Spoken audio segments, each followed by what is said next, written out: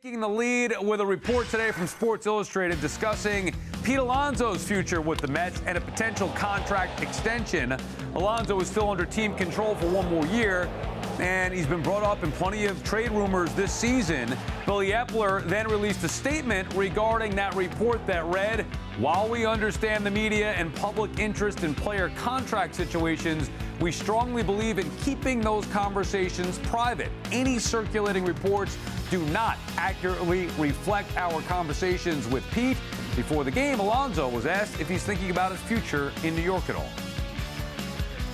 Like all of this, I just want to concentrate on my ability to come and compete every day. Like for me, I want to be the best I can be, and with that, like I want to dedicate my full focus to being the best player I can be. I mean, that's ultimately what I'm trying to do every single day during the season. Like the off season, like I'll put more focus on kind of this, but like for me, my ultimate priority is getting ready for the game each day and competing. Regarding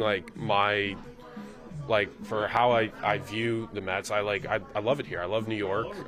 It's been such a blessing and an honor to be a part of this organization. And New York, it doesn't feel like home because it is home. Like New York for my family and I, it just means so much.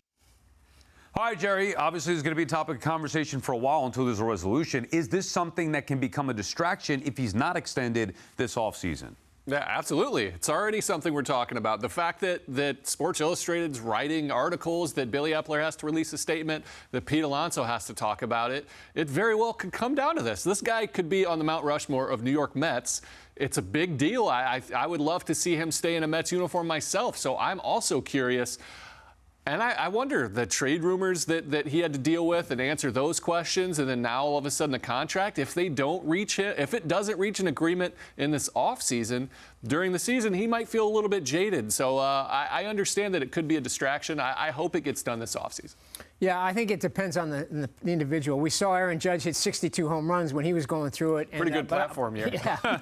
But on the other hand, I thought maybe it affected Michael Conforto when he went into his free agent year. I thought that he started pressing a little bit. So I think it depends on the individual. I think Pete Alonso will be fine. But it's something you would want to take care of ideally. It sounds like they're pretty far apart, in terms of what he's asking for and what they think is right, based on, maybe the Olsen and the Freeman contracts compared to Judge. He probably wants something more like Judge has gotten. So me too. We'll see. But I mean, yeah, right. Wouldn't we all?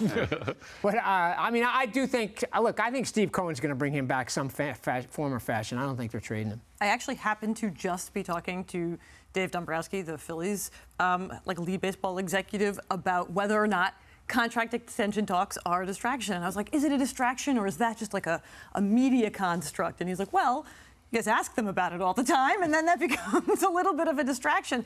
So you're right, Jerry. It's like whether or not he can separate playing baseball from letting his agent handle the negotiations is a separate question from whether or not, next year will be very different for him based on how this offseason goes, what the reporting is like around those contract extensions, whether something does or does not get done, whether he says something in early spring training. You know what I mean? It becomes a distraction by virtue of us wondering if it's going to be a distraction, because now that it's out there, and he's going to have to think about it. If not now, then soon. That's what I wanted to say. I don't think it'll distract Pete to the point of affecting his performance on the field. I think he's done a great job ignoring all that, but it will be a distraction because it's going to be a story regardless of if he signs or not. Like in the offseason, if he hasn't signed, it'll be a story that gets talked about. He's going to get brought up all the time because the trade rumors are going to come again if he hasn't signed. Everything. It's going to be a distraction, but not a distraction from his performance. Well, that's the reason it has become a distraction, because the Mets had a chance to lock him up, not even just before this season, but in recent years. They could have extended him, like the Braves have done with so many of their young guys. They didn't, which is fine, because they're dealing from a position of power here where they can let this play out like they did with Nimmo and just still pay him whatever the going rate is for Pete Alonso at that particular point. The other thing is he was in trade rumors. Like, we're not making that up. It was available. Who knows how close? I don't think but we don't know if the Mets were just doing that as part of the kind of almost the contract negotiation. But Harp, the fact that it even came up. No, sure. Like, that's where fans are going to go nuts. How could you possibly think about trading Pete Alonso? So, anyway, the point is that stuff came up, and he's still under contract only one more year. There isn't an extension.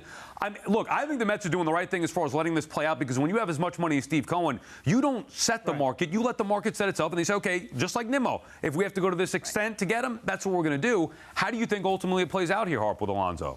I do think they'll end up paying him. I don't think you can get enough back to make it worth to trade him. And where else are you getting power in that lineup? I mean, that's a big part of it. And to go back to him, I think he's used to talking to the media anyway, so I think that works in his favor. He's almost like a spokesman there, so he's dealing with this a lot. Not necessarily these questions, but he's used to dealing with the media.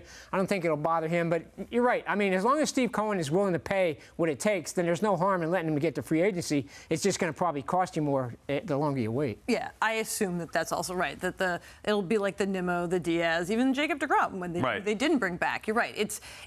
Especially at this point, the Braves signed those guys to extensions very early in their careers, and players just don't necessarily like to sign extensions when they're so close to free agency at this point in baseball's history. And so I assume that whatever Pete is asking for in exchange for not hitting the market is more than they're comfortable doing before they see what the market will bear. But you're right. If you have Steve Cohen's money, why not just sort of set a number in your head, let him hit free agency, see what the rest of the market looks like, stay on good terms. That does require you to stay on good enough terms to get that. That's the tricky thing.